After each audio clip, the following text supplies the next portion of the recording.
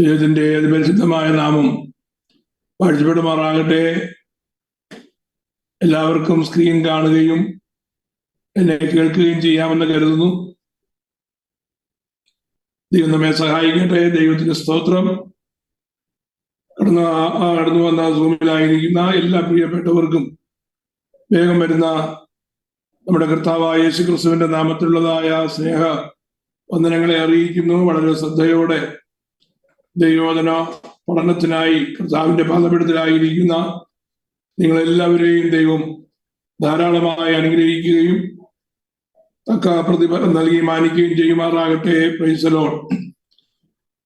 കഴിഞ്ഞ ദിവസങ്ങളിലോടുള്ളതായ പഠനത്തോടുള്ളതായ ബന്ധത്തിൽ തുടർച്ചയായി വേദപുസ്തകത്തിലെ 5-ാമത്തെ പുസ്തകമായ ആവർത്തന പുസ്തകം, ദ ബുക്ക് ഓഫ് ഡിട്രോണമി, ആ പുസ്തകത്തിൽ the redemption plan of God, how it is revealed എന്നുള്ളതാണ് നമ്മുടെ വിഷയം. 5-ാമത്തെ പുസ്തകമായ ആവർത്തന പുസ്തകത്തിൽ ദൈവത്തിന്റെ വീണ്ടെടുപ്പ് എങ്ങനെയാണ് നമുക്ക് അവിടെ പ്രോഗ്രസീവായിട്ട് കാണുവാൻ കഴിയുന്നത് എന്നുള്ളതാണ്.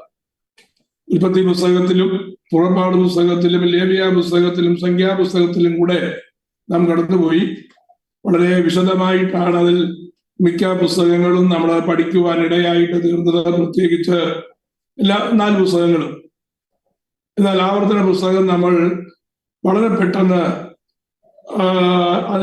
അതിനകത്തുള്ളതായ ദൈവിക ഉദ്ദേശം, റിഡംഷൻ പ്ലാൻ എങ്ങനെയാണ് ദൈവം അതിനകത്തൂടെ വെളിപ്പെടുത്തുന്നത് എന്ന് മാത്രം പറഞ്ഞ് നമുക്ക് വേഗത്തിൽ മുന്നോട്ട് പോകുവാനായിട്ടാണ് ഞാൻ താല്പര്യപ്പെടുന്നത്. മിക്കവാറും നമുക്ക് ഈ ബുക്ക് ഓഫ് ഡിട്രോണമി അല്ലെങ്കിൽ ആവർത്തന പുസ്തകം വായിപ്പാൻ ബുദ്ധിമുട്ടുള്ള കാര്യമാണ്. കാരണം അതിനകത്ത് വായിച്ചാൽ രസം തോന്നുന്ന അല്ലെങ്കിൽ നമുക്ക് ഇൻട്രസ്റ്റിംഗ് ആയിട്ടുള്ളതായ പ്രത്യേകിച്ചുള്ള സബ്ജക്റ്റ് ഒന്നും അതിനകത്തില്ല. അതുകൊണ്ട് തന്നെ ആവർത്തന പുസ്തകം മിക്കവാറും ആരും തന്നെ അധികം വായിക്കാറില്ല. അഥവാ വായിക്കുന്നെങ്കിൽ തന്നെ ഒരുപക്ഷെ ആവർത്തന പുസ്തകത്തിന്റെ ചാപ്റ്റർ 28 ഒരുപക്ഷെ വായിച്ചേക്കും. കാരണം അനുഗ്രഹങ്ങളുടെ ഒരു വലിയ പട്ടിക നമുക്ക് ആ അധ്യായത്തിൽ കാണുവാനായിട്ട് കഴിയും. പിന്നെ ഒരുപക്ഷെ ഗോത്രങ്ങളെ കുറിച്ച്, അവരുടെ അനുഗ്രഹങ്ങളെ കുറിച്ച് പഠിക്കുവാൻ താല്പര്യമുള്ളതായ ആൾക്കാരുണ്ടെങ്കിൽ 33-ാം അധ്യായം കൂടെ ഒന്ന് വായിച്ചാൽ അല്ലെങ്കിൽ ശ്രദ്ധിച്ചാലായി. അവിടെ മോശ ദൈവജനത്തിന് കൊടുക്കുന്ന അല്ലെങ്കിൽ ഇസ്രായേൽ ജനത്തിന്റെ 12 ഗോത്രങ്ങൾക്കും ഗോത്രമായി കൊടുക്കുന്ന ലിസ്റ്റ് ഓഫ് ബ്ലെസ്സിങ്സ് നമുക്ക് കാണുവാനായിട്ട് കഴിയും. അനുഗ്രഹത്തിന്റെ പട്ടികകൾ നമുക്ക് കാണുവാനായിട്ട് കഴിയും.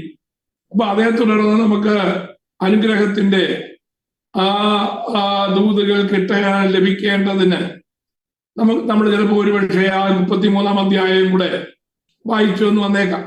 പക്ഷെ പൊതുവിൽ ആവർത്തന പുസ്തകം വളരെ വിരളമായി വായിക്കാറുള്ളൂ.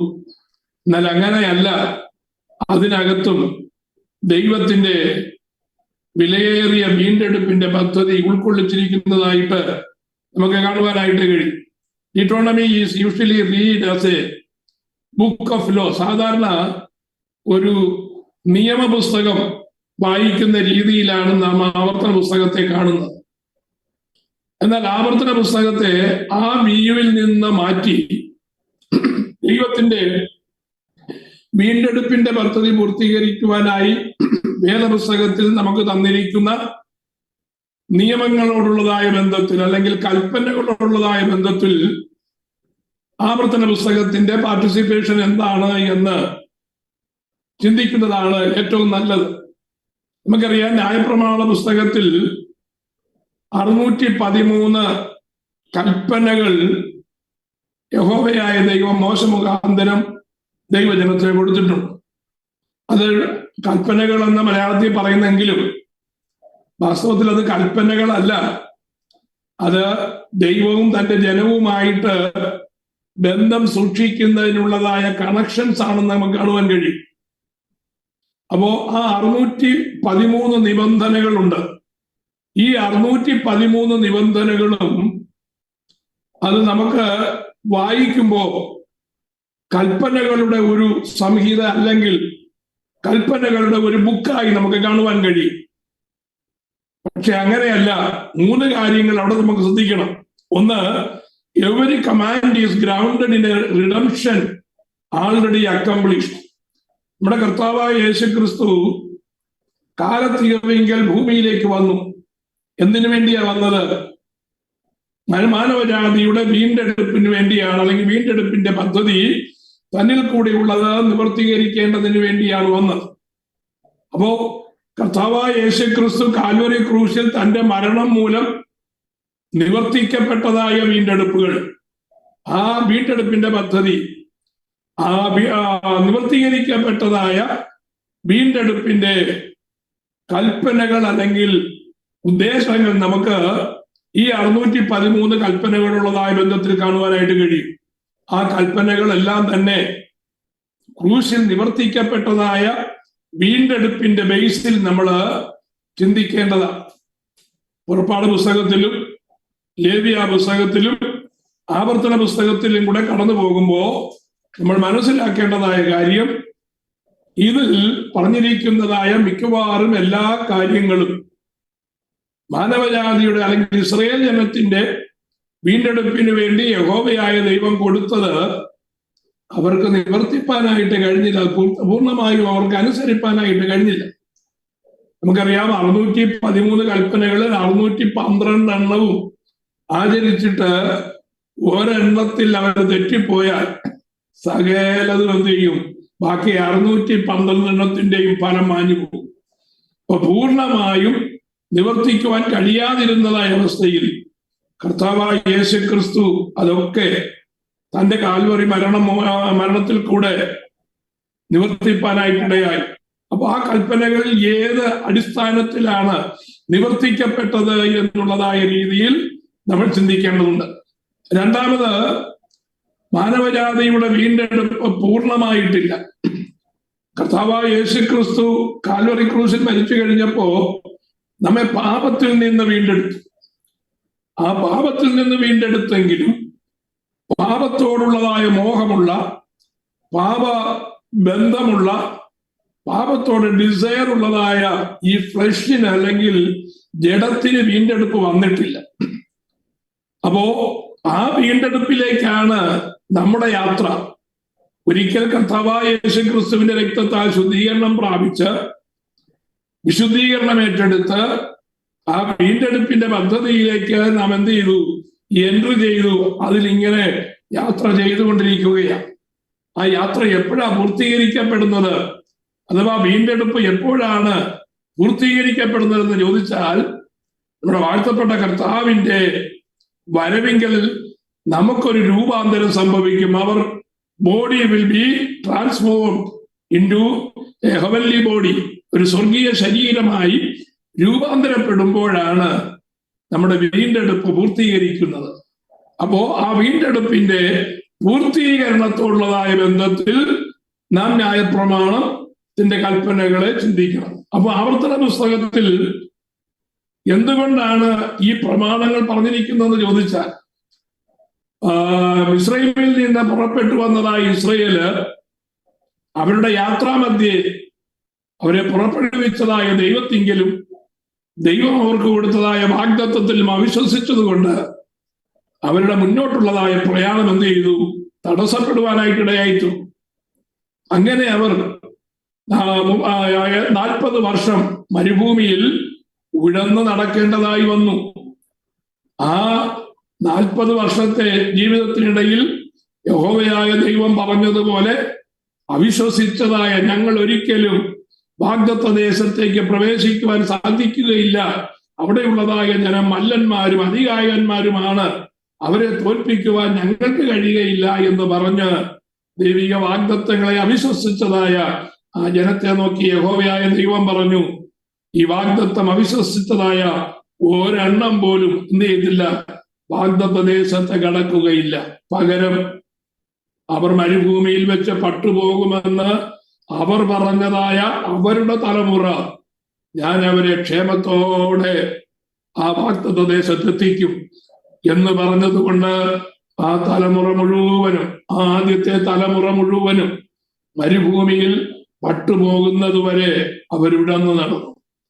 അപ്പോ യോർദാൻ കടക്കേണ്ടതിന് വേണ്ടി 40 വർഷത്തിന് ശേഷം മോവാബ് സമഭൂമിയിൽ ആ യോർദാൻ കരയിൽ എത്തി നിൽക്കുന്നതായ വാഗ്ദത്ത ദേശത്തോട് അടുത്തു നിൽക്കുന്നതായ ജനത്തെ നമുക്ക് നോക്കിയാൽ, ഇസ്രായേലിൽ നിന്ന് പുറപ്പെട്ടതിൽ 3 പേരൊഴികെ ബാക്കി ആരും ഇപ്പൊ ശേഷിച്ചിട്ടില്ല.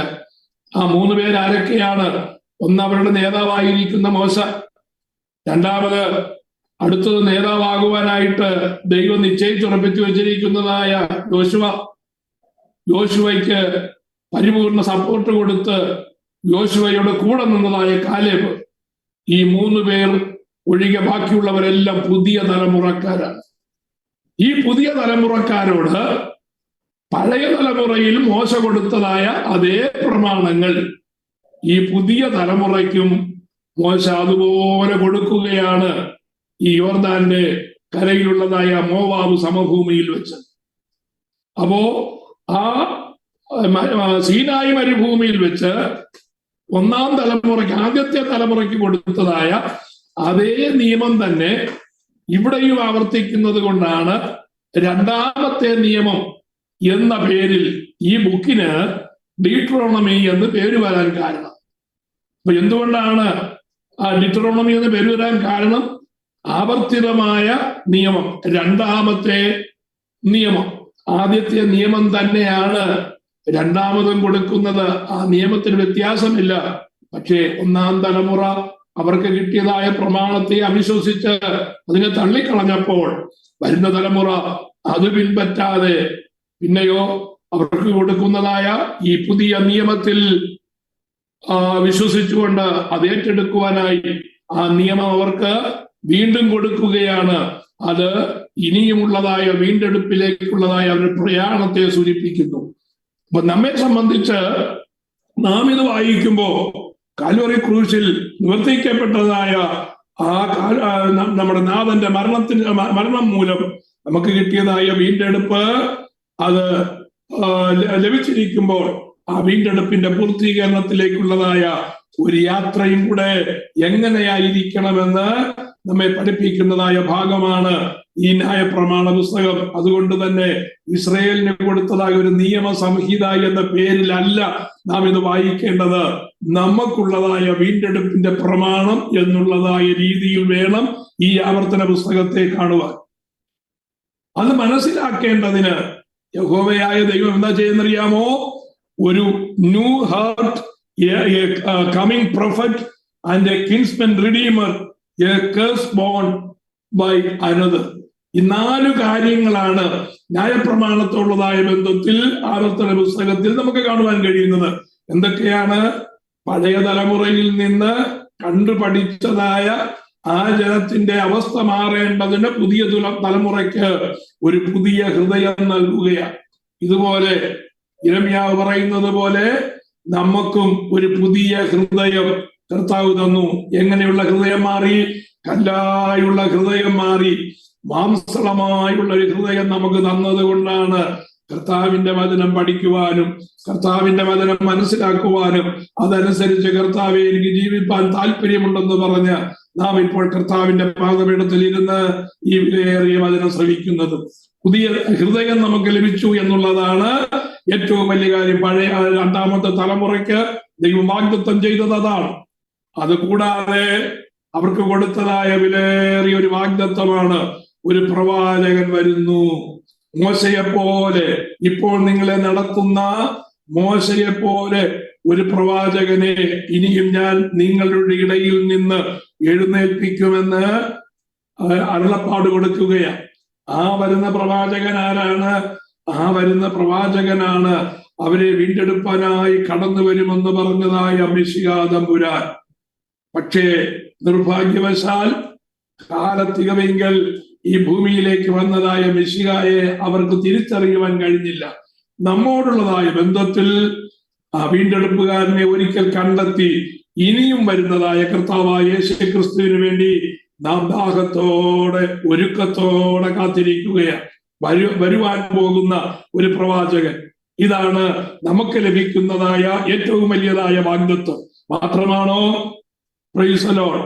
ഒരു ചാർച്ചക്കാരൻ വന്ന് നഷ്ടപ്പെട്ടു പോയത് വീണ്ടെടുക്കുന്നത് പോലെ ഒരു റിഡീമറായിട്ട് കർത്താവായ യേശു ക്രിസ്തു ഇസ്രായേൽ ജനത്തെ വീണ്ടെടുക്കുവാൻ വരുമെന്ന് അവർക്ക് മോശ മുഖാന്തരം അരുളപ്പാട് കൊടുക്കുന്നത് ആവർത്തന പുസ്തകത്തിൽ കാണുവാൻ കഴിയും.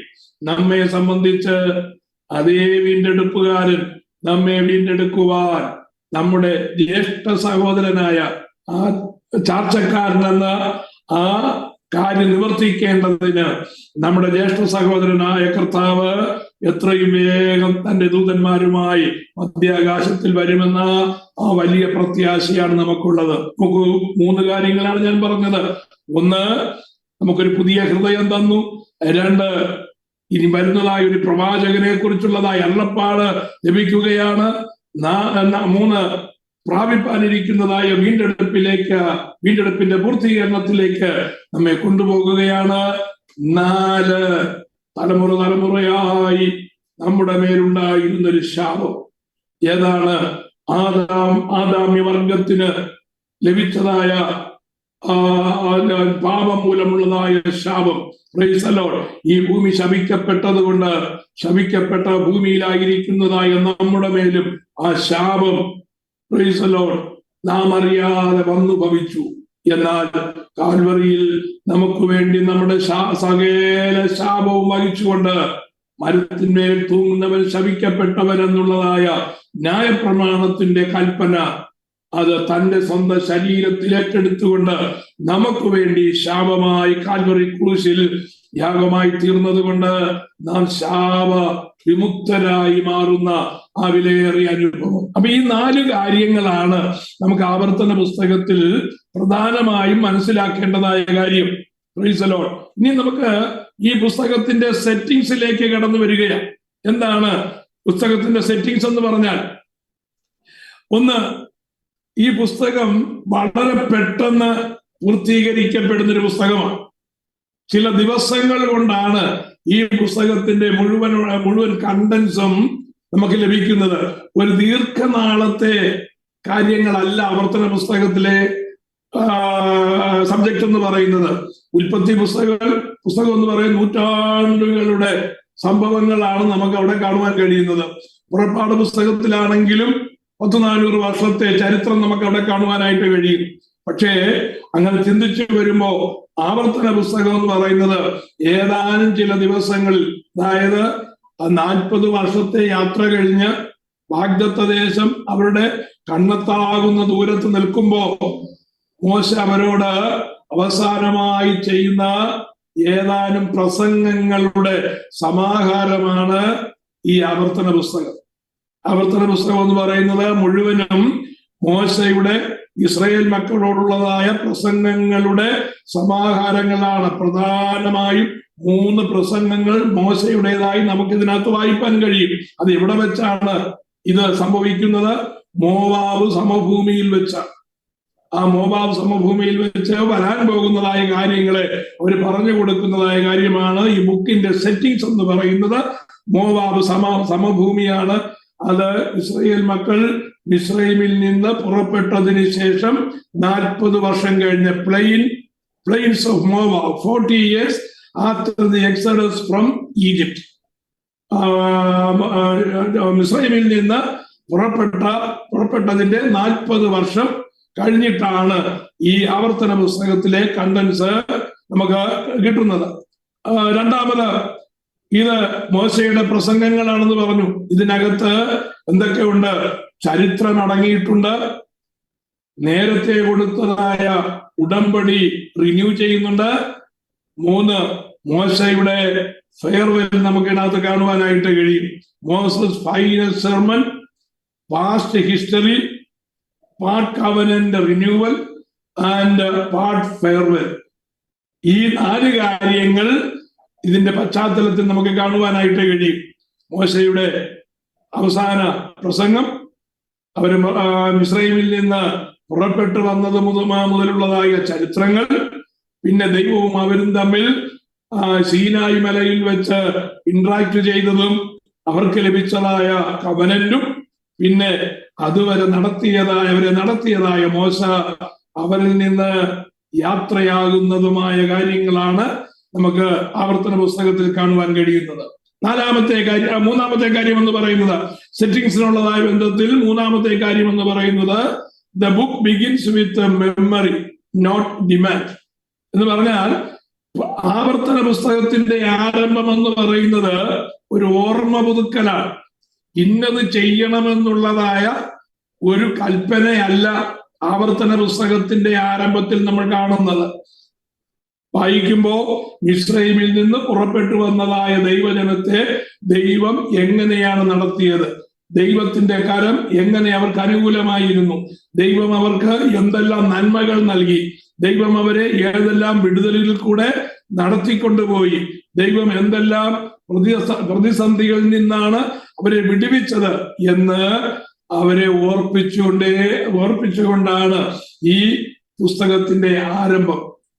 നാം ചിന്തിക്കേണ്ട ഒരു കാര്യം, നാം ദൈവസന്നിധിയിൽ വരുമ്പോഴൊക്കെ ഇന്നലെ വരെ അല്ല, കഴിഞ്ഞ നിമിഷം വരെ ദൈവം നമ്മുടെ ജീവിതത്തിൽ ചെയ്തതായ സകല കാര്യങ്ങളും നാം ഓർക്കണം. ചിലപ്പോ അത് ഓർക്കുവാൻ പറയുമ്പോ നമ്മുടെ ചിലരുടെയെങ്കിലും ജീവിതത്തിൽ കൈപ്പേറിയ അനുഭവങ്ങൾ ആയിരിക്കും ഓർക്കാൻ കിട്ടുന്നത്.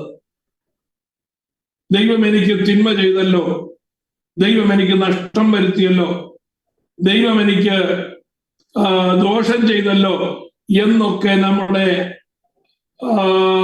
അകത്തളങ്ങളിലിരുന്ന് അല്ലെങ്കിൽ ഉള്ളത്തിന്റെ അകത്തിരുന്ന് ആരൊക്കെ മന്ത്രിക്കുന്നത് പോലെ നമുക്ക് തോന്നും. നമ്മുടെ ജീവിതത്തിന്റെ അനുഭവങ്ങളാണ് അങ്ങനെയുള്ളതായ വിചാരങ്ങൾ നമ്മുടെ ഉള്ളിൽ തരുന്നത്. പക്ഷേ ഒരു ദൈവ പൈതൽ ഉറയ്ക്കേണ്ട ഒരു കാര്യം അല്ല, ഒരു മനുഷ്യൻ ആ ദൈവ പൈതലായാലും അല്ലാഞ്ഞാലും ഉറയ്ക്കേണ്ടതും വിശ്വസിക്കേണ്ടതുമായ ഒരു കാര്യം, ദൈവത്തിൽ തിന്മയില്ല. ദൈവം ഒരിക്കലും തിന്മ പ്രവർത്തിക്കത്തില്ല. ദൈവം ഒരിക്കലും ദോഷം വരുത്തത്തുമില്ല. ഒരു കാര്യം വ്യക്തമാണ്, എന്തുകൊണ്ടാണ് ദോഷം വരുന്നതെന്ന് ചോദിച്ചാൽ, ദൈവം നമുക്ക് നന്മകളെ വർഷിപ്പാൻ ആഗ്രഹിക്കുമ്പോൾ അത് സ്വീകരിപ്പാൻ നാം അതിന് യോഗ്യരായിരിക്കണം.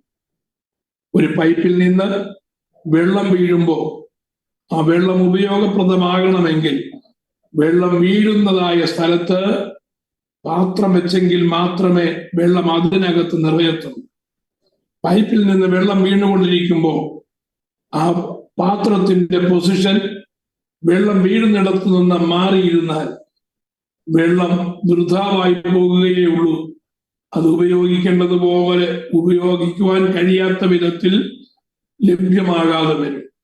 ദൈവം തന്റെ സൃഷ്ടിയുടെ മേൽ എപ്പോഴും നന്മ വർഷിപ്പിക്കുന്ന ദൈവമാണ്. പക്ഷേ ഈ നന്മ ലഭിക്കണമെങ്കിൽ ദൈവത്തിന്റെ നിബന്ധനകൾക്കനുസരിച്ച് നാം ആയിരിക്കണം. നാം ദൈവത്തിന്റെ നിബന്ധനകളെ വിട്ട്, ദൈവത്തിന്റെ കൽപ്പനകളെ വിട്ട് നമ്മുടെ സ്വന്തം ഇഷ്ടപ്രകാരം നാം നമ്മുടെ പാത നയിക്കുകയാണെങ്കിൽ ദൈവത്തിങ്കൽ നിന്നുള്ളതായ അനുഗ്രഹം നമ്മുടെ മേൽ വരികയില്ല.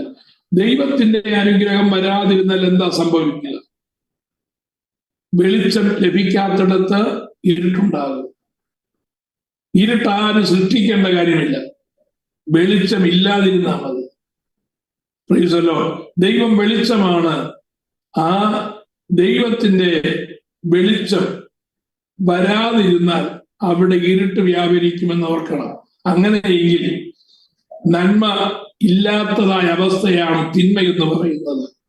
ദൈവത്തിങ്കൽ നിന്ന് നന്മ തടയപ്പെടുമ്പോൾ തിന്മയുടെ ഉപജ്ഞാതാവായ ദുഷ്ടൻ ആ ഗ്യാപ്പ് ഫില്ല് ചെയ്യുവാൻ തയ്യാറും.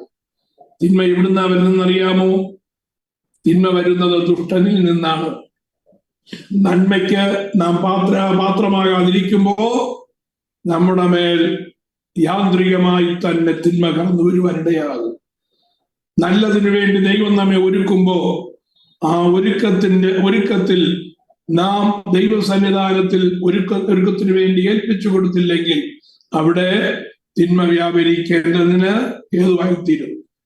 നാം നമ്മെ തന്നെ ശോധന ചെയ്യുക. നമുക്ക് കഷ്ടം വരുമ്പോ, നമുക്ക് ഭാരം വരുമ്പോ, നമുക്ക് ഞെരുക്കം വരുമ്പോ, നമുക്ക് തിന്മയാണ് വരുന്നത് എന്ന് ബോധ്യമുണ്ടാകുമ്പോൾ, ലഭിക്കേണ്ടതായ നന്മകൾ നമ്മിൽ നിന്ന് മാറിപ്പോകുമ്പോൾ നാം ചിന്തിക്കേണ്ടതായ ഒരു കാര്യം, നന്മ സ്വീകരിക്കുവാൻ തടസ്സം എന്റെ ജീവിതത്തിൽ എന്താണ്?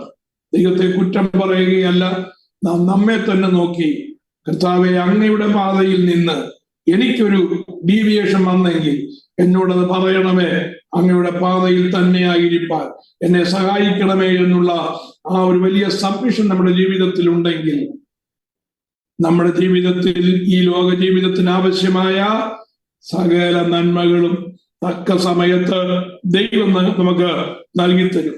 ആവർത്തന പുസ്തകം ആരംഭിക്കുന്നത് ദൈവം ചെയ്തതായ നന്മകളുടെ ഓർമ്മയോടുകൂടിയാണ്. ഇന്നത് ചെയ്യണമെന്ന് പറയുന്നതായ നിബന്ധനകളോടുകൂടിയല്ല. അങ്ങനെ ഒരു ഡിമാൻഡ് ആവർത്തന പുസ്തകത്തിന്റെ ആരംഭത്തെങ്കിൽ നമുക്ക് കാണുവാനായിട്ട് കഴിയത്തില്ല. അതിൽ നമുക്ക് എന്താ മനസ്സിലാക്കുവാൻ കഴിയുന്നത്? വീണ്ടും ദൈവത്തിന്റെ വചനം നാം ആദ്യോടന്തം പരിശോധിച്ചു കഴിഞ്ഞാൽ ദൈവത്തിന്റെ പദ്ധതിയുടെ ഒരു പ്രത്യേകത നമുക്ക് കാണുവാൻ കഴിയും. എന്താണെന്നറിയാമോ? ദൈവത്തിന്റെ പദ്ധതിയുടെ പ്രത്യേകത എന്ന് പറയുന്നത് ഫസ്റ്റ് റിഡംഷനാണ്. ആദ്യം ദൈവത്താലുള്ളതായ വീണ്ടെടുപ്പ്. രണ്ട്, ആ വീണ്ടെടുപ്പ് ലഭിച്ചു എന്നോ ലഭിക്കുമെന്നോ ഉറപ്പുള്ളവർ എന്ത് ചെയ്യുന്നു? അടുത്തത് അനുസരണത്തിന്റെ പന്താവിലേക്ക് കടക്കുകയാണ്. ആദ്യം അനുസരണം, പിന്നെ വീണ്ടെടുപ്പല്ല. ആദ്യം വീണ്ടെടുപ്പ്, പിന്നെ അനുസരണമാണ്. നോക്കൂ, പാപിയായ മനുഷ്യൻ കാൽവറി ക്രൂസിന്റെ അടുക്കൽ ചെന്ന് കർത്താവെ, ഞാൻ പാപിയാണെന്ന് പറയുന്നതിന് ഒരു ഡിമാൻഡും ദൈവം ആവശ്യപ്പെടുന്നില്ല. No demand at all.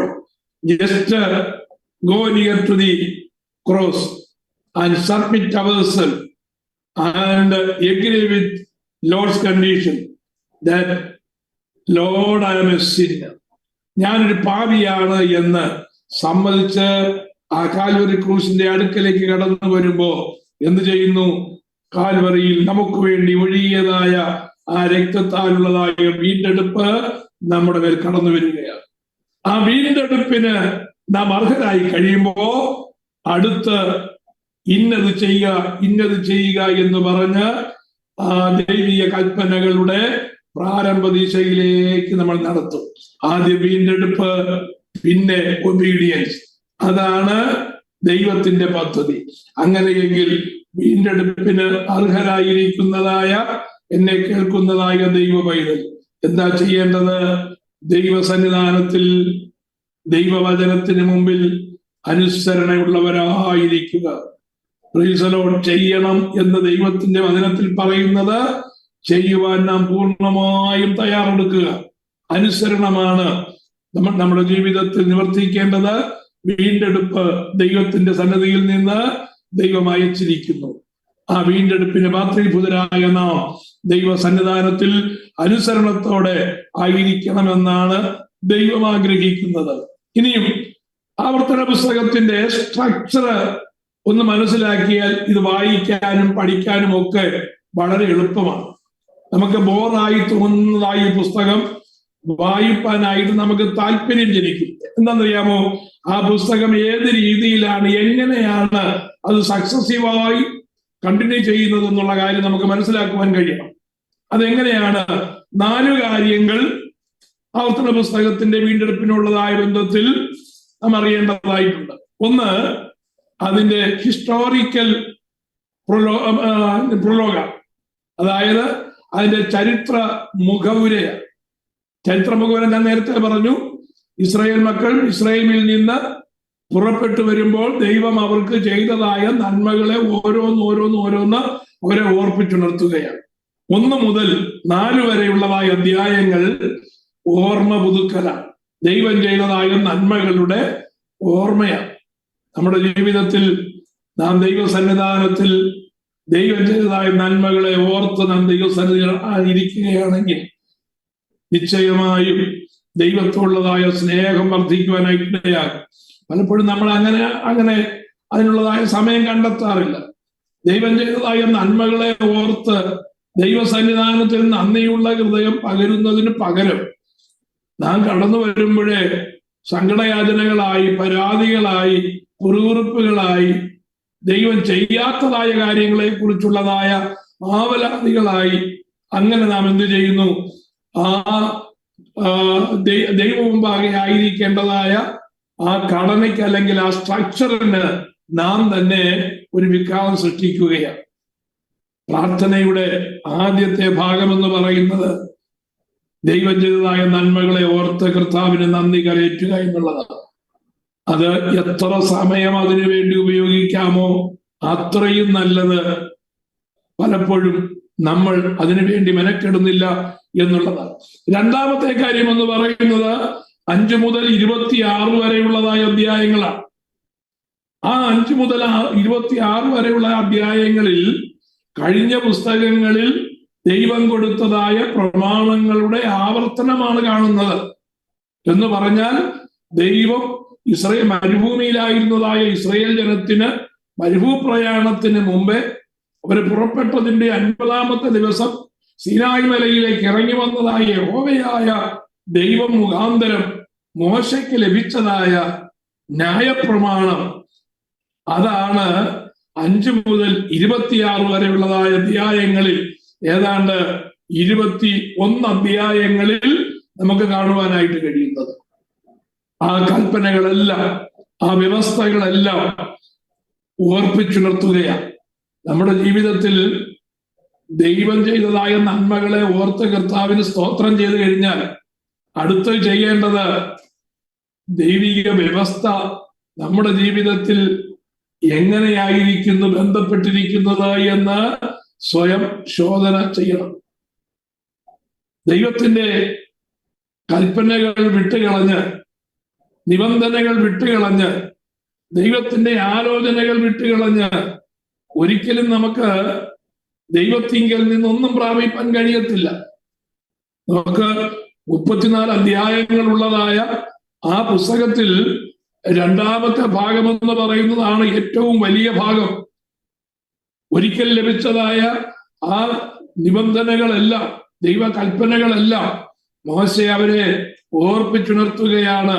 ഒന്നുപോലും നിങ്ങൾ തെറ്റിക്കരുത്, ഈ ന്യായപ്രമാണത്തിന്റെ കൽപ്പനകൾ നിങ്ങൾ അനുസരിക്കണമെന്ന് നിർബന്ധമായും അവരെ പ്രബോധിപ്പിക്കുകയാണ്. അപ്പൊ രണ്ടാമത്തെ കാര്യമെന്ന് പറയുന്നത് വ്യവസ്ഥകളാണ്. പുതിയ നിയമവിശ്വാസികളായിരിക്കുന്നതായ നാം ഇതേ പാറ്റേൺ തന്നെയാണ് പിന്തുടരേണ്ടത് കേട്ടോ. മൂന്നാമത്തെ ഭാഗം എന്ന് പറയുന്നത് 27 മുതൽ 30 വരെയുള്ളതായ അധ്യായങ്ങളാണ്. 4 അധ്യായങ്ങൾ. ഇവിടെ 2 പ്രധാനപ്പെട്ടതായ കാര്യമാണ്. 5 മുതൽ 26 വരെയുള്ളതായ ആ 21 അധ്യായങ്ങളിലെ കൽപ്പനകൾ, വ്യവസ്ഥകൾ പ്രമാണിച്ചാൽ 27, 28 അധ്യായങ്ങളിലേക്ക് വരുമ്പോ അനുഗ്രഹങ്ങളുടെ വലിയ പട്ടിക നമുക്ക് കാണുവാൻ കഴിയും. നിങ്ങൾ ആ ഭാഗം വായിക്കണം. ദൈവത്തിന്റെ അനുഗ്രഹത്തിന്റെ വിരലുകൾ ചെല്ലാത്തതായ ഒരു ഭാഗം പോലും നമ്മുടെ ജീവിതത്തിൽ ഇല്ല എന്നുള്ള കാര്യം ഓർക്കണം. എവിടെയാണെങ്കിലും, നിങ്ങളുടെ മാവ് കുഴയ്ക്കുന്ന തൊട്ടിയാണെങ്കിലും, തൊഴുത്തിലെ പശുവാണെങ്കിലും, വയലിലെ കൃഷിയാണെങ്കിലും, തലമുറകളാണെങ്കിലും, മക്കളാണെങ്കിലും, മക്കളുടെ മക്കളാണെങ്കിലും എല്ലാം ദൈവത്താൽ അനുഗ്രഹിക്കപ്പെടും. അനുഗ്രഹിക്കപ്പെടും എന്നുള്ളതായ ഒരു വലിയ പട്ടിക നമുക്ക് കാണുവാൻ കഴിയും. നമുക്ക് അത് വലിയ സന്തോഷമാണ്. അനുഗ്രഹിക്കപ്പെടുമെന്ന് ആരെങ്കിലും പറഞ്ഞു കേട്ട് കഴിഞ്ഞാൽ നമ്മുടെ അടിസ്ഥാനം ഇളകിയാണ് നമ്മൾ ശ്രദ്ധിക്കുന്നത്. കാരാഗ്രഹത്തിന്റെ അടിസ്ഥാനം ഇളകിയതുപോലെ നമ്മുടെ അടിസ്ഥാനം നമ്മൾ അറിയാതെ ഇളകിപ്പോകും. ഇമോഷണൽ ആകല്ല. ദൈവസന്നിധാനത്തിൽ ഇമോഷണൽ ആകേണ്ട ആവശ്യമില്ല. Praise the Lord. പലപ്പോഴും നാം ഇമോഷണൽ ബ്ലെസ്സിങ്സിലേക്ക് ഒതുങ്ങിപ്പോകുന്നവരാണ്.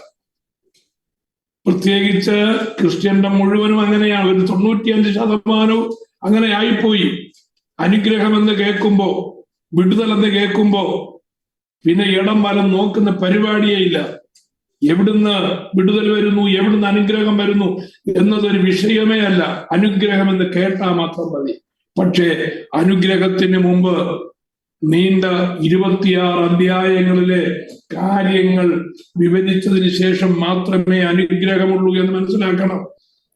ഇന്നലെ വരെ ദൈവം ചെയ്തതായ നന്മകൾ നമ്മുടെ ഹൃദയത്തിൽ തിങ്ങി നിൽക്കണം. ദൈവത്തുള്ളതായ പിറുപിറുപ്പ് മാറ്റണം. ദൈവത്തോടുള്ളതായ ആവലാതികൾ മാറ്റണം. നമ്മുടെ ജീവിതത്തിൽ വരുന്നതായ ശോധനകൾക്കും കഷ്ടതകൾക്കും കാരണം നാം തന്നെയാണെന്ന് സമ്മതിക്കണം. അത് സമ്മതിച്ചുകൊണ്ട് എവിടൊക്കെയാണ് കണക്ഷൻസ് വിട്ടുപോയത്, ഈ 613 കണക്ഷൻസ് ഉണ്ടല്ലോ, ആ കണക്ഷൻസ് എവിടൊക്കെയാണ് എനിക്ക് വിട്ടുപോയത് എന്ന് ചിന്തിച്ച് ദൈവവുമായിട്ടുള്ളതായ ആ കണക്ഷൻ പുനഃസ്ഥാപിക്കണം. കണക്ഷൻ പുനഃസ്ഥാപിച്ചു കഴിഞ്ഞാൽ പിന്നെ അനുഗ്രഹത്തിന് വേണ്ടി ഉപവാസവും നിലവിളിയും ഒന്നും നിർബന്ധമില്ല.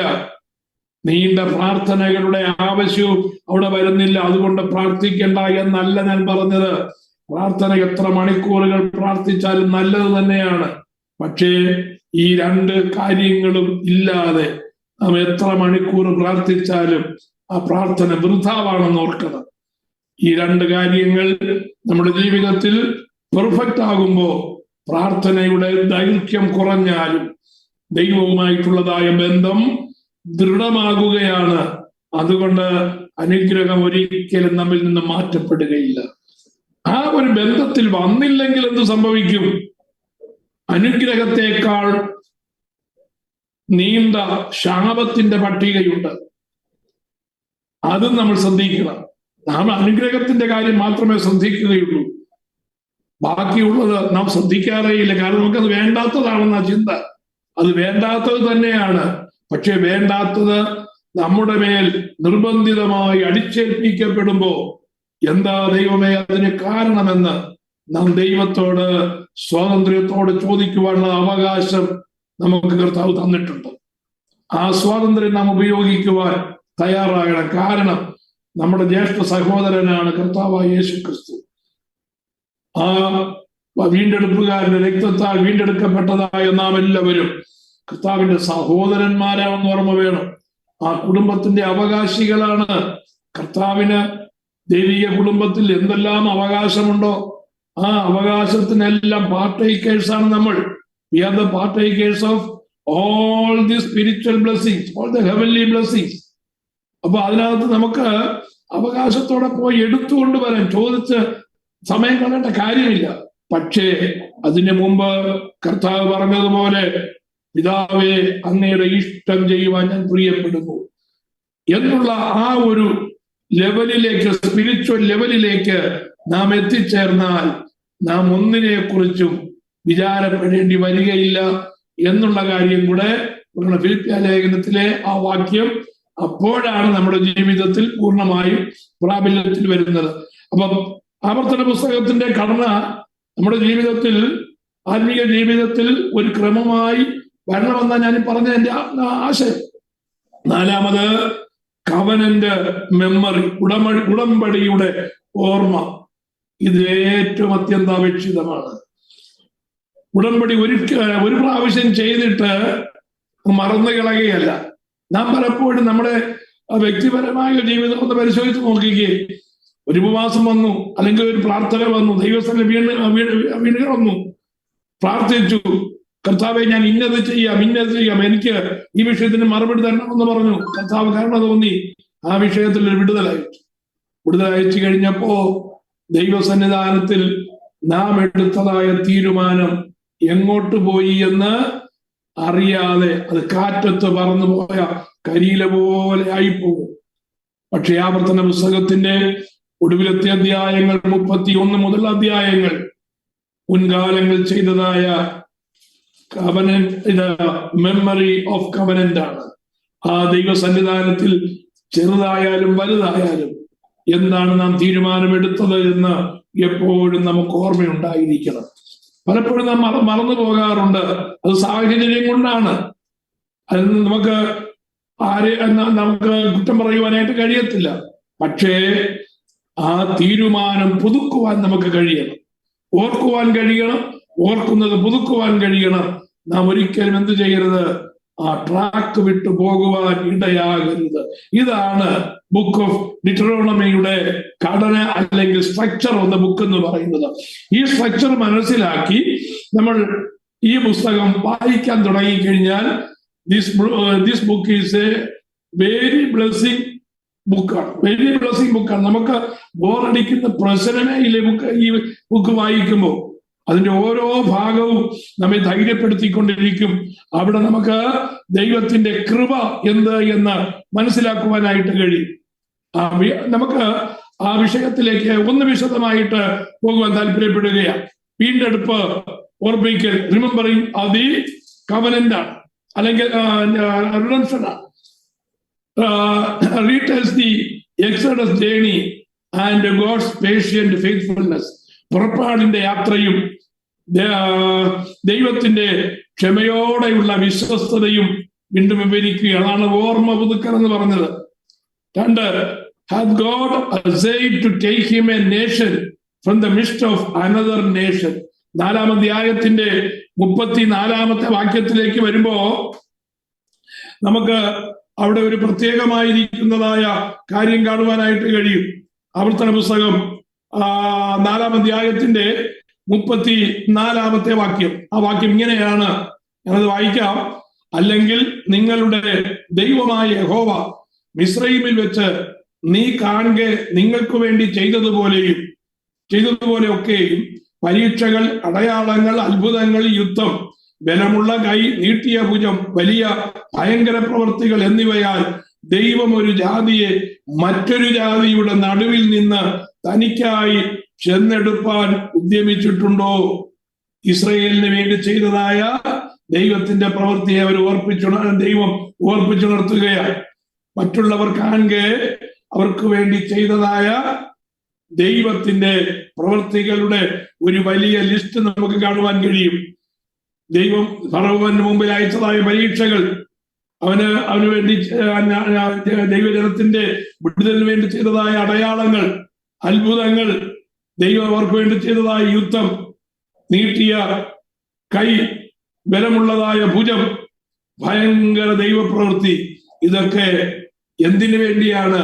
അവരുടെ വിടുതലിന് അത് പ്രയോജനപ്പെട്ടപ്പോൾ തന്നെ വലിയവനായ ഒരു ദൈവമുണ്ട് എന്ന് ജാതികൾക്ക് ബോധ്യപ്പെട്ട് അവർ ദൈവത്തെ ഭയപ്പെടുവാനിടയായിട്ട് തീർന്നു. ഇതാണ് ഓർമ്മ പുതുക്കലിന്റെ പ്രാധാന്യം എന്ന് പറയുന്നത്. ദൈവം നമ്മുടെ ജീവിതത്തിൽ ചെയ്തതായ വിടുതലുകൾ നമ്മുടെ ജീവിതത്തിൽ അനുഗ്രഹമായി തീരുന്നതോടൊപ്പം തന്നെ നമ്മെ നോക്കുന്നതായ മറ്റുള്ളവരുടെ ജീവിതത്തിൽ അനുഗ്രഹിപ്പാൻ കഴിവുള്ള ഒരു ദൈവമുണ്ട് എന്ന് ചൂണ്ടിക്കാണിക്കുവാനുള്ളതായ ചൂണ്ടുപലകകളാണ് നാം ഓരോരുത്തരും. സൈൻ ബോർഡ്സ് ആണ് നാം ഓരോരുത്തരും. സൈൻ ബോർഡ്സിലെ എഴുത്തുകൾ ക്ലിയർ അല്ലെങ്കിൽ സംഭവിക്കും, പുറകെ വരുന്നതായ യാത്രക്കാരുടെ ദിശ മാറിപ്പോകും. ആ സൈൻ ബോർഡിൽ ഒന്നും എഴുതിയിട്ടില്ലെങ്കിൽ എന്ത് സംഭവിക്കും? യാത്രക്കാർ ബുദ്ധിമുട്ടുവാനിടയായിട്ട് തീരും. നാം ദൈവത്തിന്റെ സൈൻ ബോർഡ്സ് ആണെന്ന് ഓർക്കണം. നമ്മിൽ ദൈവപ്രവൃത്തി എഴുതപ്പെട്ടില്ലെങ്കിൽ, അത് മറ്റുള്ളവർക്ക് വായിപ്പാൻ കഴിഞ്ഞില്ലെങ്കിൽ, വഴികാട്ടികളായി ദൈവം നമ്മെ നിയമിച്ചിരിക്കുന്നിടത്ത് നാം ആരായി മാറും? നാം വെറും യൂസ്ലെസ് ആയി മാറും, ഉപയോഗശൂന്യമായി മാറ്റപ്പെടും. അതൊരിക്കലും ഉണ്ടാകരുത് എന്ന് ദൈവം ആഗ്രഹിക്കുന്നു. അതിനുവേണ്ടിയാണ് ഇത് നമ്മെ ഓർപ്പിച്ചിരിക്കുന്നത്. ഇങ്ങനെ ദൈവം പ്രവർത്തിച്ചതായ ഒരു ജാതിയും വേറെയില്ല. അങ്ങനെയുള്ളതായ അങ്ങനെ പ്രവർത്തിച്ചിട്ടുള്ളതായ ഒരു ദൈവവും മറ്റൊരു കൂട്ടത്തിലില്ല എന്നുള്ള കാര്യം ഓർക്കണം. അപ്പോ ഇത് നമ്മുടെ ജീവിതത്തിലും അത് പ്രായോഗിക തലത്തിൽ വന്നതായ കാര്യമാണ്. അടുത്തത്, ആവർത്തന പുസ്തകം നമ്മൾ ചിന്തിക്കുമ്പോൾ, നമ്മുടെ വ്യക്തിപരമായ ജീവിതത്തോടു കൂടി ചിന്തിക്കുമ്പോൾ തന്നെ 4 കാര്യങ്ങൾ നമുക്ക് വീണ്ടും കാണുവാനായിട്ട് കഴിയും. ന്യായപ്രമാണത്തിന് മുമ്പേ കൃപ, ഗ്രേസ് ബിഫോർ ലോ. അത് ദൈവത്തിന്റെ വലിയ കൽപ്പനകളാണ്. ദൈവത്തിന്റെ കൃപ നമ്മുടെ മേൽ പകർന്നിട്ടാണ് ദൈവ കൽപ്പന അനുസരിപ്പാൻ ദൈവം നമ്മെ നിയന്ത്രിക്കുന്നത്, അല്ലെങ്കിൽ കൽപ്പിക്കുന്നത്, ആവശ്യപ്പെടുന്നത്. അപ്പോ കർത്താവെ, ഇത് കൽപ്പന എനിക്ക് പ്രമാണിക്കാൻ കഴിയുന്നില്ല എന്ന് ആർക്കെങ്കിലും ചിന്ത വന്നാൽ അതിന് കാരണം എന്താണ്? ആ കൽപ്പന ലഭിക്കുന്നതിന് മുമ്പേ അയച്ച കൃപ പ്രാപിക്കാത്തത് കൊണ്ടാണ്. ദൈവകൃപയുണ്ടെങ്കിൽ മാത്രമേ ദൈവത്തെ അനുസരിപ്പാൻ കഴിയുകയുള്ളൂ. അതുകൊണ്ട് നമ്മുടെ പ്രാർത്ഥനയുടെ പ്രൈമറി സബ്ജക്റ്റ് എന്ന് പറയുന്നത് എന്തായിരിക്കണം? ലോർഡ് ഗിവ് മീ ദൈ ഗ്രേസ് ഓൺ മീ. അങ്ങയുടെ കൃപ എനിക്ക് തരണം. എന്തിനു വേണ്ടിയാണ്? ഇനിയും അനുസരിപ്പാനുള്ളതായ കൽപ്പനകൾ അനുസരിക്കുവാൻ. കൽപ്പനകൾ കണ്ട് ഭയപ്പെടേണ്ട, കൽപ്പനകൾ കണ്ട് പിറുപിറുക്കേണ്ട. എത്ര അനുസരിപ്പാൻ കഴിയാത്ത ഒന്നും കർത്താവ് നമ്മുടെ മേൽ വെച്ചിട്ടില്ല. നമുക്ക് അനുസരിപ്പാൻ കഴിയുന്നത് മാത്രമേ നമുക്ക് തന്നിട്ടുള്ളൂ. പക്ഷേ നമ്മുടെ സ്വന്തം കഴിവ് കൊണ്ട് നമുക്ക് പലപ്പോഴും ജയമെടുക്കുവാൻ കഴിയാതിരിക്കുമ്പോൾ എന്റെ കൃപ നിനക്ക് മതി, എന്റെ കൃപ ബലഹീനതയിൽ തികഞ്ഞു വരുന്നു എന്ന് പൗലോസിനോട് പറഞ്ഞ അതേ ശബ്ദം നമ്മുടെ മേൽ പകർന്നുകൊണ്ട് കൃപ പകരുവാൻ കാത്തു നിൽക്കുന്ന ഒരു ദൈവം നമുക്ക് വേണ്ടിയുണ്ട്. നമുക്കത് കാണുവാനായിട്ടേ കഴിയും. Praise the Lord. തുടർന്ന് നമ്മൾ വായിക്കുമ്പോ ആവർത്തന പുസ്തകത്തിന്റെ 4-ാം അധ്യായത്തിലേക്ക് 6-ാം അധ്യായത്തിലേക്ക് കടന്നു വരുമ്പോ children are taught through the redemption story, not rules first. നമ്മൾ ചിന്തിച്ചതാണ്, ദൈവം തന്നെ ജനത്തെ പഠിപ്പിക്കുന്നത് വീണ്ടെടുപ്പിന്റെ കഥയിലൂടെയല്ല, നിയമങ്ങളിലൂടെയുമല്ല എന്നുള്ള കാര്യം മനസ്സിലാക്കണം. ദൈവസ്നേഹത്താൽ തിരഞ്ഞെടുക്കപ്പെട്ടത് നമ്മുടെ യോഗ്യതയാൽ അല്ല എന്നുള്ള കാര്യവും നമുക്ക് ദൈവത്തിന്റെ തിരുവചനത്തിൽ നിന്ന് കാണുവാനായിട്ട് കഴിഞ്ഞ് ഞാൻ ആ വാക്യങ്ങളൊക്കെ വായിക്കണമെന്ന് താല്പര്യമുണ്ടെങ്കിലും നിങ്ങൾ സ്ക്രീനിൽ കാണുന്നതായ വാക്യങ്ങൾ ഒന്ന് നോട്ട് ചെയ്തു വെക്കുന്നത് നല്ലതാണ്. അത് നിങ്ങൾ വായിക്കണം. Teaching the next generation through redemption, not by rules. നമ്മുടെ ഉത്തരവാദിത്വം. ആവർത്തന പുസ്തകത്തിൽ ആവർത്തിതമായി കാണുന്ന ഒരു പ്രധാനപ്പെട്ടതായ കാര്യമാണ് അടുത്ത തലമുറയെ എന്ത് ചെയ്യണം? നാം പഠിപ്പിക്കണം. അത് നിയമങ്ങൾ പറഞ്ഞു കൊടുത്ത് പഠിപ്പിക്കുകയല്ല. ദൈവത്തിന്റെ വീണ്ടെടുപ്പിന്റെ ആവശ്യകതയും വീണ്ടെടുപ്പിന്റെ പദ്ധതി നിവർത്തീകരണവും അവർക്ക് പറഞ്ഞു കൊടുത്തു വേണം അവരെ എന്ത് ചെയ്യാൻ? പഠിപ്പിക്കാൻ. Praise the Lord. ഇത് വളരെ പ്രധാനപ്പെട്ടതായ ഒരു കാര്യമാണ്. നിയമം പഠിപ്പിച്ചു കഴിഞ്ഞാൽ റിച്വൽസ് ആയി മാറും.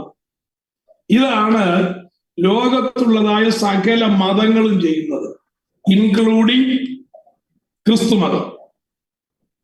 നമ്മൾ മനസ്സിലാക്കേണ്ട ഒരു കാര്യം, ക്രിസ്തു മതം എന്ന് പറയുന്ന ഒരു മതം ദൈവം സ്ഥാപിച്ചിട്ടില്ല. കർത്താവ് വന്നത് മതം സ്ഥാപിക്കാനേ അല്ല, കർത്താവ് മതമൊട്ട് സ്ഥാപിച്ചതുമില്ല. മതം വേറെ, ക്രിസ്ത്യാനിറ്റി വേറെ. മതം എന്ന് പറയുന്നത് റിച്വൽസിലും അതുപോലെ സൂപ്പർസ്റ്റിഷ്യസിലും അടിസ്ഥാനമിട്ട് നിൽക്കുന്ന തത്വസംഹിത മാത്രമാണ് മതം. ഒരു മതത്തിനും അന്ധവിശ്വാസമില്ലാതെ നിലനിൽക്കുവാൻ കഴിയുകയില്ല. ഒരു മതത്തിനും എഴുതപ്പെട്ട റിച്വൽസ് ഇല്ലാതെ നിലനിൽക്കുവാൻ കഴിയത്തില്ല.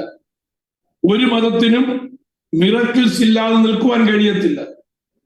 ഒരു മതത്തിനും അന്ധവിശ്വാസങ്ങളുടെ വലിയ ബഹുലത അല്ലെങ്കിൽ നമുക്ക് പറയാം മിത്സുകളുടെ ഒരു വലിയ കൂട്ടം നമുക്ക് അതിനകത്ത് കാണുവാനായിട്ട് കഴിയും.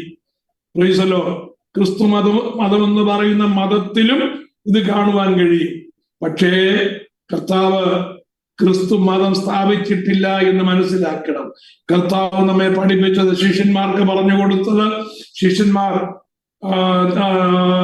ജനത്തിന് പറഞ്ഞു കൊടുത്തത്, ദൈവസഭയ്ക്ക് തന്നതായ ഉപദേശം ക്രിസ്ത്യാനിറ്റിയുടെ ഡോക്ട്രിൻസ് ആണ്. ക്രിസ്ത്യാനിറ്റി എന്ന് പറയുന്ന ഒരു മതമല്ല, പിന്നെയോ അതൊരു ജീവിത ശൈലിയാണ്. അതൊരു ജീവിത സ്വഭാവമാണ്. ആ ജീവിത സ്വഭാവത്തിൽ അല്ലെങ്കിൽ ആ ജീവിത ചര്യയിൽ രണ്ടു കാര്യങ്ങൾ എപ്പോഴും ശ്രദ്ധിക്കണം. ഒന്ന്, ഓരോ വ്യക്തിയുടെയും മനോഭാവം. രണ്ട്, അവന്റെ സ്വഭാവം. ഈ രണ്ടു കാര്യങ്ങളും കർത്താവ് പറഞ്ഞതിനോട് അനുരൂപപ്പെട്ടില്ലെങ്കിൽ വി ആർ നോട്ട് ക്രിസ്ത്യൻ. എത്രയൊക്കെ അത്ഭുതങ്ങൾ ചെയ്താലും എത്രയൊക്കെ വിശുദ്ധനെന്ന് നടിച്ചാലും ഈ രണ്ടു കാര്യങ്ങൾ ഇല്ലാത്തിടത്തോളം ഒരു ക്രിസ്ത്യാനിയാണ് എന്ന് പറയുവാൻ കഴിയുകയില്ല എന്നാണ് ദൈവത്തിന്റെ വചനം നമ്മെ പഠിപ്പിക്കുന്നത്. അപ്പൊ നമ്മൾ എന്താ ചെയ്യേണ്ടത്? ആദ്യം നമ്മുടെ ആറ്റിറ്റ്യൂഡ് ശരിയാക്കണം. ഞാൻ കൂടെ പറയുന്നത് കൊണ്ട് നിങ്ങൾക്ക് ബോറടിക്കുമെന്ന് എനിക്കറിയാം, പക്ഷെ അത് പറയാതിരിക്കാൻ നിവൃത്തിയില്ല. അത് നമ്മുടെ കുഞ്ഞുങ്ങളെ പറഞ്ഞ് പഠിപ്പിക്കണമെന്നാണ് ഞാൻ പറഞ്ഞതിന്റെ താല്പര്യം.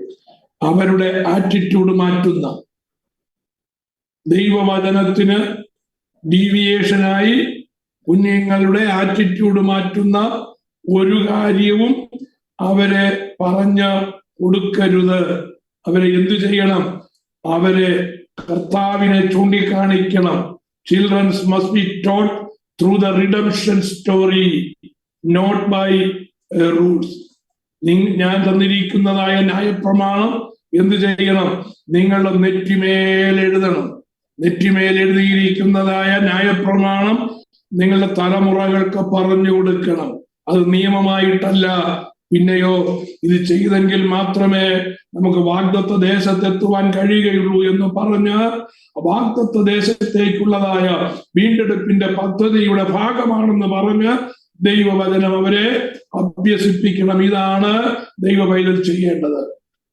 റീസൺ പറഞ്ഞു കൊടുക്കാതെ, കാരണം പറഞ്ഞു കൊടുക്കാതെ, അതിന്റെ ഫലം പറഞ്ഞു കൊടുക്കാതെ നീ ഇത് ചെയ്യണമെന്ന് പറയുന്നത് അത് നിയമമായിട്ടാണ് കണക്കാക്കുന്നത്. അതിനാണ് ലീഗലിസം എന്ന് പറയുന്നത്.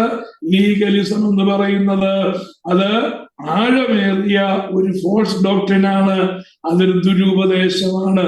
എല്ലായിടത്തും പ്രത്യക്ഷത്തിൽ നമുക്കത് കാണുവാൻ കഴിയും.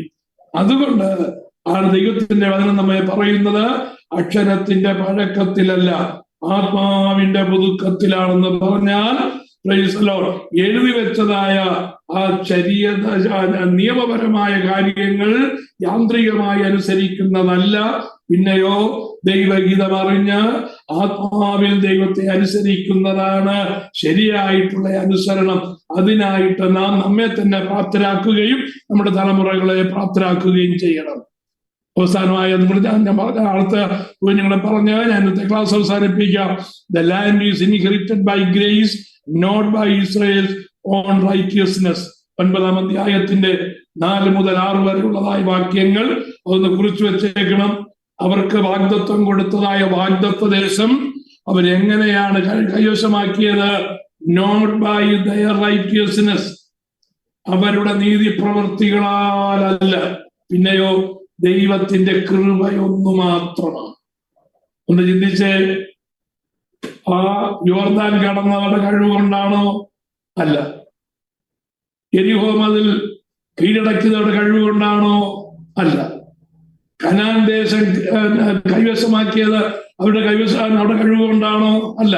അടുത്തത് ഹൈ പട്ടണം കീഴടക്കിയത്, തുടർന്ന് 31 രാജാക്കന്മാരെ കീഴടക്കി കനാൻ ദേശം മൊത്തം അവരെ കൈവശമാക്കിയത് അവരുടെ കഴിവ് കൊണ്ടാണോ? അല്ലേ, അല്ല. ദൈവത്തിന്റെ കൃപയ്ക്ക് അവർ പാത്രീഭൂതരായതുകൊണ്ട്. എവിടെയാണോ ദൈവത്തിന്റെ കൃപ അവരിൽ നിന്ന് മാറിയത്, ചെറിയ സൈന്യത്തിന്റെ മുമ്പിൽ അവർ തോറ്റു തുന്നം പാടി. ഹായി പട്ടണത്തിന്റെ മുമ്പിൽ യുദ്ധത്തിനായിട്ടോട്ട് കടന്നു പോയപ്പോ ദൈവത്തിന്റെ ചട്ടത്തിൽ നിന്ന് അവർ മാറി, ദൈവത്തിന്റെ ദയയിൽ നിന്ന് അവർ വ്യതിചലിച്ചു. എന്താ സംഭവിച്ചത്? വെറും ഒരു ചെറിയ പട്ടണമായ ഹായിയുടെ മുമ്പിൽ അവർ തിരിഞ്ഞോടുവാനിടയായി. ഒത്തിരി പേർ നിഹിതന്മാരായി വീണു. ജനം വീണ്ടും ദൈവത്തിന്റെ പദ്ധതിയുടെ കീഴിലേക്ക് കണ്ണുനീരോടെ അടുത്തു വന്നു കഴിഞ്ഞപ്പോ ഈസിയായിട്ട് അവർക്ക് ജയം ലഭിച്ചു. അപ്പോ നമ്മുടെ ജീവിതത്തിൽ നമുക്ക് ലഭിക്കേണ്ടതായ നന്മ ഒരിക്കലും നമ്മുടെ കഴിവ് കൊണ്ടോ നമ്മുടെ നീതിപ്രവൃത്തികൾ കൊണ്ടോ ലഭിക്കുകയില്ല എന്ന് ഓർമ്മ വേണം. എവിടെയെങ്കിലും നമ്മുടെ നന്മ മുടങ്ങിയിട്ടുണ്ടെങ്കിൽ, എവിടെയെങ്കിലും നമ്മുടെ അനുഗ്രഹത്തിന് വിഘാതം വന്നിട്ടുണ്ടെങ്കിൽ, എവിടെയെങ്കിലും അകാരണമായി ദുഃഖം നമ്മളെ പിന്തുടരുന്നെങ്കിൽ, പ്രൈസ് ദി ലോർഡ്, നാം ചിന്തിക്കണമേ, ദൈവത്തിന്റെ ആ പാതയിൽ നിന്ന് എവിടെയൊക്കെയോ വ്യതിചലിച്ചു പോയി. മടങ്ങി വരാ, ദൈവത്തിന്റെ കരുണയുടെ ആ കൊടിക്കീഴിലേക്ക് കടന്നു വരാ. എവിടെങ്കിലും മുറിഞ്ഞുപോയ കണക്ഷൻസ് ഉണ്ടെങ്കിൽ ആ കണക്ഷൻസ് നമുക്ക് കൂട്ടിയോജിപ്പിക്കാം. ദൈവവുമായിട്ടുള്ളതായ ബന്ധത്തിലേക്ക് മടങ്ങി വന്ന് കർത്താവിന്റെ കൃപയ്ക്ക് നമുക്ക് പാത്രീഭൂതരാകാം. ദൈവമായ കർത്താവ് നമ്മെ സഹായിക്കട്ടെ എന്ന് പറഞ്ഞ് ഇന്നത്തെ ക്ലാസ് ഞാൻ അവസാനിപ്പിക്കുന്നു. കണ്ണുകളെ അടയ്ക്കാം.